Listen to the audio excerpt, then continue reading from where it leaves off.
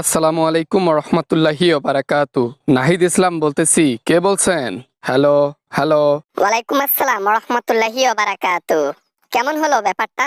এখনো তো বাংলাদেশে ফিরলামই না, তাতেই বাংলাদেশ থেকে পদত্যাগ করলা? সরি, তোমার পদবি থেকে পদত্যাগ করলা? অনেক তো বাংলাদেশের রাজনীতি করলাম, এবার একটু ছাত্রদের পাশে গিয়ে দাঁড়াই, অরিজিনাল রূপটা ওইখানে গিয়ে দেখাবো যে আমি কত বড় খারাপ আর কত বড় ভালো। আপনি আসেন না বাংলাদেশে। হইছে হইছে, আমার কিচ্ছু করতে পারবা না।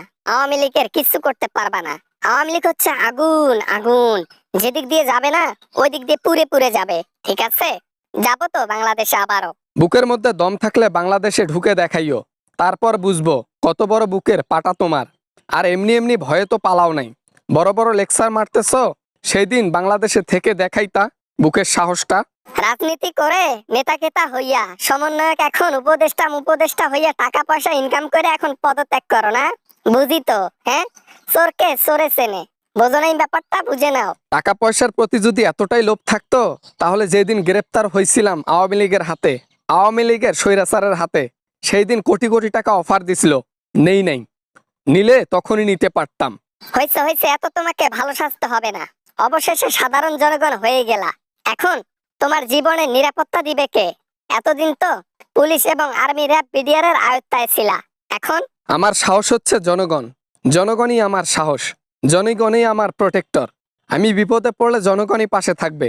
একটা সময় জনগণের পাশে ছিলাম আমি, আর আমার বিপদে জনগণ ইনশাআল্লাহ পাশে থাকবেই। বাংলাদেশের জনগণের প্রতি তোমার খুব ভালোবাসা, তাই না? এ ভালোবাসা আর বেশি দিন থাকবে না। শুধু একটাবার গদিটা হাসিল করতে দাও, তারপর নাহিদ তোমারে পাঁচটা আমি একবারে ঠিক সাইটে দিয়ে দেবো, পাঁচটা। অপেক্ষায় রইলাম আপনার পাঁচটার, আপনি দিয়েন। যদি পারেন বাংলাদেশে ঢুকে আমার একটা চুল ছিঁড়ে দেখান, তাহলে বুঝবো আপনি বঙ্গবন্ধু কন্যা হাসিনা।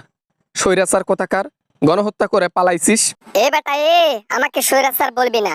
বাংলাদেশের জন্য অনেক কিছু করছি, এ অবদান বাংলাদেশের মানুষ কখনোই ভুলবে না। আরে, না খেয়ে না দে নিজের টাকায় সেতু করে দেয় এমন কোন মন্ত্রী আছে? আমি দিছি। জনগণের পকেটের টাকা শূন্য কইরা পদ্মা সেতু দিয়ে আবার দাবি করো নিজের টাকায় সেতু দিছি।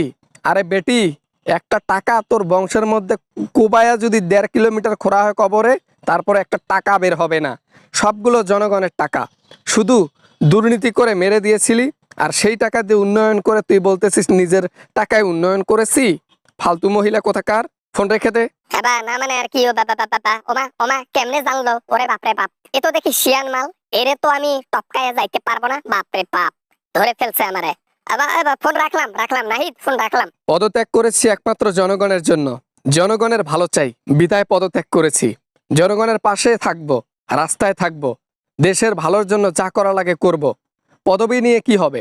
সাধারণ জনগণ হয়ে যা করে দেখাইছি, সেটা পদবি দিয়েও কখনো কেউ করতে পারে নাই। ইনশাল্লাহ জীবন দিয়ে দেব এই দেশের মানুষের জন্য, তারপরেও একটা দুর্নীতিতে হাত দেব না। ঠিক আছে, বাংলাদেশে যাই আগে, তারপর দেখবা কত ধানে কত চাল। তোমাদেরকে সব কয়টাকে দেখে নেব আমি। আমার পিছনে বাস দিছো না, বড় বড় বাস, অজরা বাস, তোমাদের দেখে নেব আমি। আমরা চাচ্ছি আমাদেরকে আপনি দেখে নেন, সেজন্য দেখার জন্য বাংলাদেশে পা দিতে হবে। যদি বাংলাদেশের বাইরে থেকে বলেন ঘেউ ঘেউ ঘেউ, তাহলে তো কাজ হবে না ম্যাডাম। আসেন, ফেস টু ফেস আসেন। আসসালামু আলাইকুম বন্ধুরা, আশা করি ভিডিওটা ভালো লেগেছে অ্যান্ড অনেক এনজয় করেছেন। যদি ভিডিওটা ভালো লাগে অবশ্যই একটা লাইক করবেন।